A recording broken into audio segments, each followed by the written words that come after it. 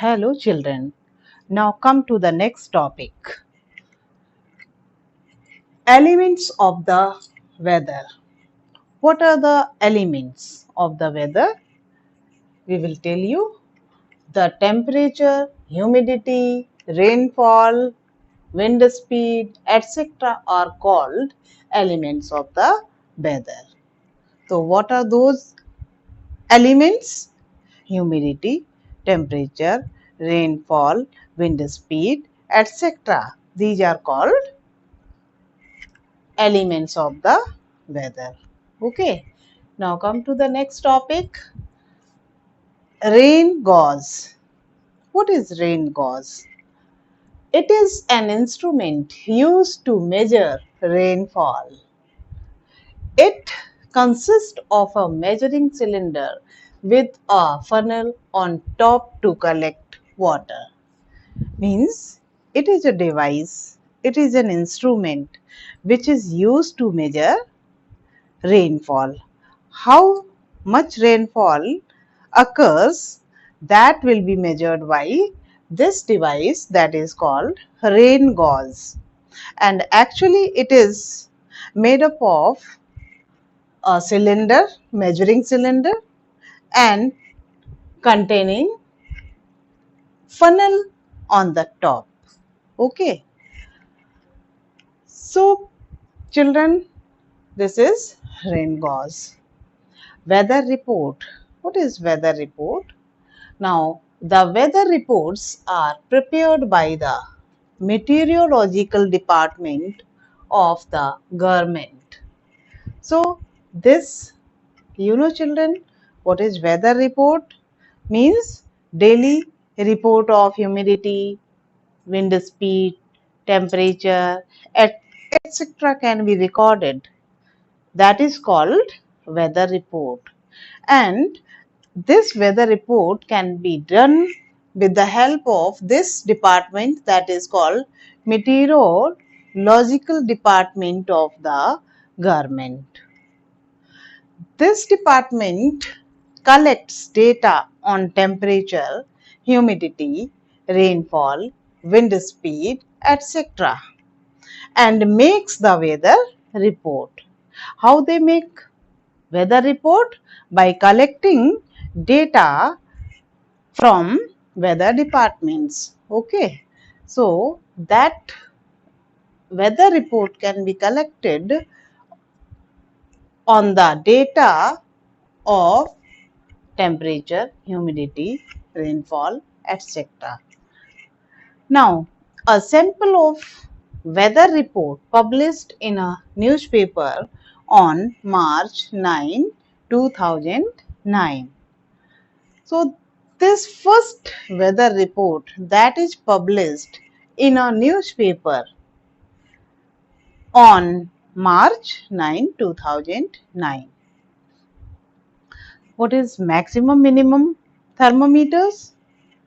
These are the special thermometers which are used to record maximum and minimum temperature during the day. So, as I have already told you that the maximum temperature of the day, that will be in the afternoon, and minimum temperature that will be in the early morning. So, that maximum and minimum temperature can be recorded with the help of a special type of thermometer, or you can say that temperature, maximum and minimum temperature, can be measured by using these special type of thermometers, that is called maximum and minimum thermometers. Okay.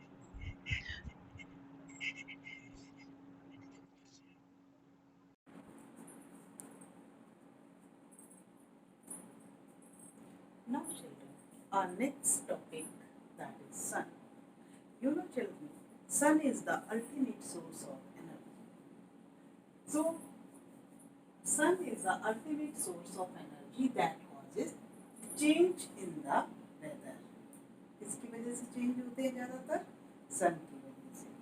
Sun he energy produce करता है लगातार, और उसी की वजह से जितने भी वेदर में चेंजेज होते हैं वो सारे सन की वजह से होते हैं। The sun is the huge sphere of hot gases at very high temperature. एक बड़ा सा क्या है, आग का गोला है सन, और वो क्या हाई टेम्परेचर पे क्या है, सारी चीजें क्या है, गैसियस स्फीयर में कन्वर्ट हो जाती है। यानी कहना चाहिए एक सन जो है एक बड़ा सा स्फीयर है हॉट गैसेस का। ठीक है, उसमें कंटिन्यू क्या है, हीलियम गैस फॉर्म होती रहती है, और वो हमेशा heat energy, light energy produce करता रहता है सन।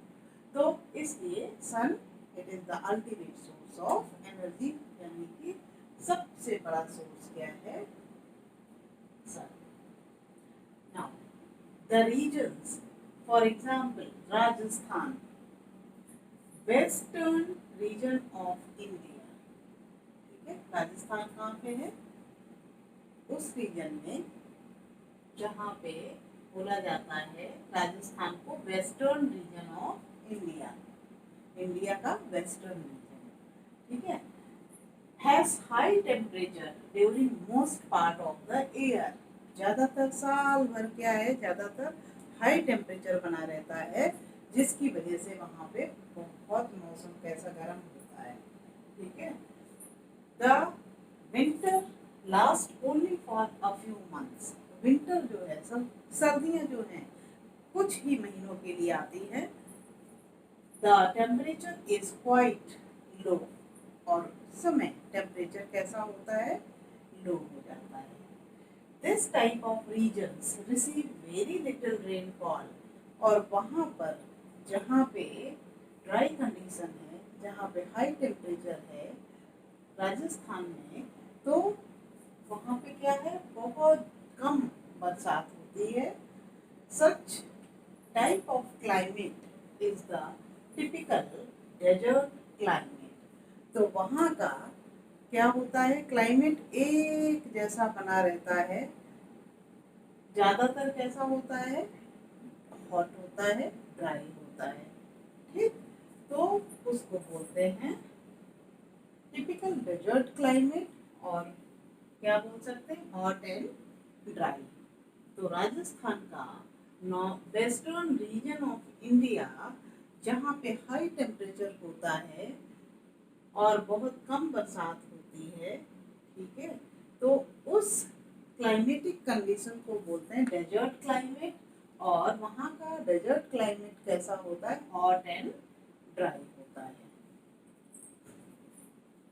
Now, the climate of northeastern India receives rain for a major part of the year। यानी कि जो नॉर्थ ईस्टर्न इंडिया का क्लाइमेट होता है, वहाँ पे साल भर में लगभग ज्यादातर टाइम बरसात होती है। So people call the climate of the north east is wet।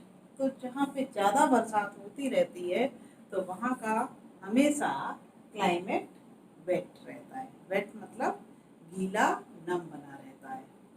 ठीक,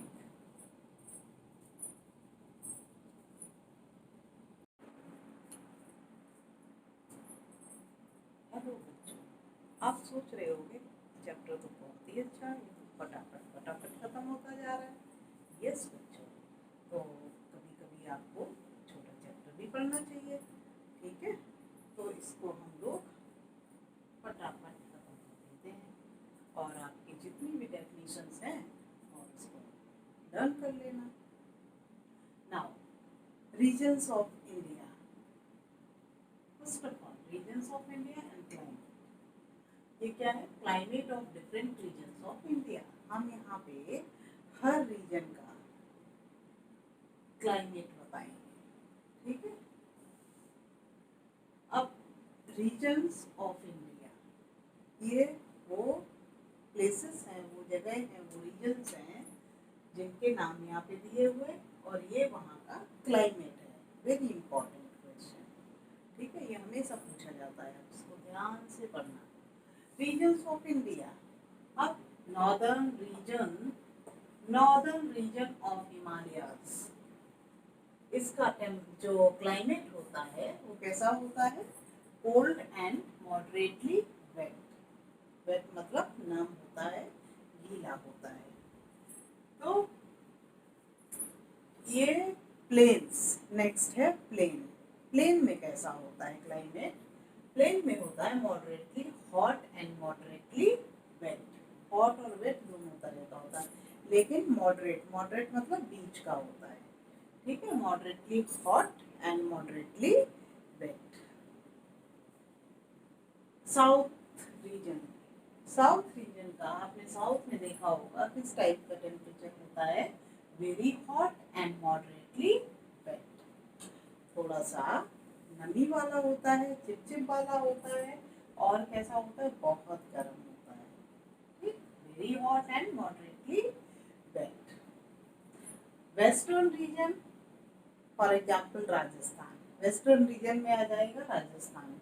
तो राजस्थान का टेम्परेचर कैसा होता है? Hot and dry. North eastern India, इसका क्लाइमेट होता है वेट। तो ये किस किस रीजन का कौन कौन सा क्लाइमेट होता है, इसको आप अच्छे से लर्न कर लोगे। ठीक, अब आइए एडेप्टेशन। ये एडेप्टेशन क्या है? एडेप्टेशन वर्ड का मतलब होता है अपने आप को ढाल लेना।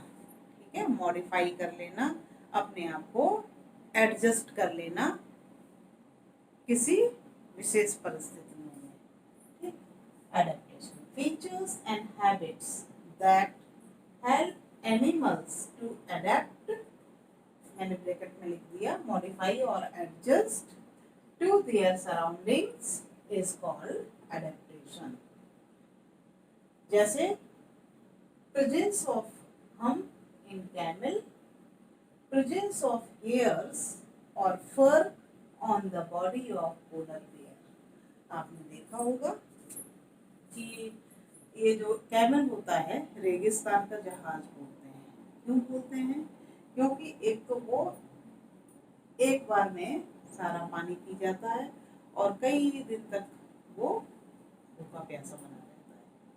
ठीक है, तो इस वजह से उस कंडीशन में वो अपने आप को किस तरह से ढाल लेता है, एडजस्ट कर लेता है, तो वो एडेप्टेशन में आएगा। इसी तरह से एक और एग्जाम्पल हम ले, पोलर बियर। जहाँ बहुत ठंडी होती है पोलर रीजन्स में पोलर बियर होते हैं और बर्फ के अंदर अपनी मुंडी घुसाए रहते हैं, मतलब पूरे हाइबरनेट कर जाते हैं, पड़े रहते हैं बर्फ में काफ़ी लंबे समय तक, यानी कि लॉन्ग स्लीप में चले जाते हैं, यानी कि सो जाते हैं, लंबा सो जाते हैं और फिर उठते हैं, फिर अपना खा पी के फिर पड़ जाते हैं, सोते हैं। ठीक है, तो उनके बॉडी के ऊपर क्या रहते हैं? हेयर्स प्रेजेंट होते हैं, फर होते हैं, जो उसको उस क्लाइमेटिक कंडीशन में सरवाइव करके रखता है। यानी कि वो अपने कुछ विशेष गुणों की वजह से, खास ठीक है गुणों की वजह से अपने आप को उस सराउंडिंग के हिसाब से, उस क्लाइमेट के हिसाब से ढाल लेता है, एडजस्ट कर लेता है। इसको क्या बोलते हैं? एडेप्टेशन। ठीक है, एडेप्टेशन होता है अपने आप को उस मौसम के अकॉर्डिंग कुछ विशेष खास गुणों की वजह से ढाल लेना और एडजस्ट कर लेना, दैट इज कॉल्ड एडेप्टेशन।